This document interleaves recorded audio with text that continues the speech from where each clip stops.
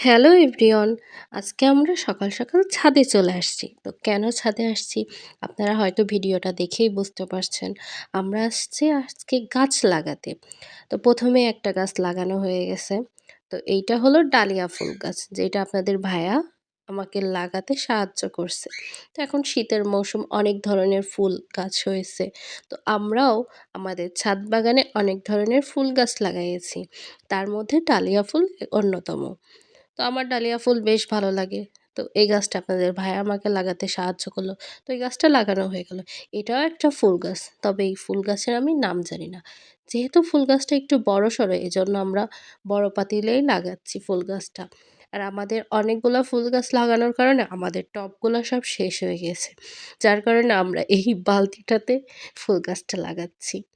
তো ওটাও লাগানো হয়ে গেছে। তো এই শীতের মৌসুমে কে, কে ফুল গাছ লাগিয়েছেন? প্লিজ কমেন্ট করে আমাকে জানাবেন।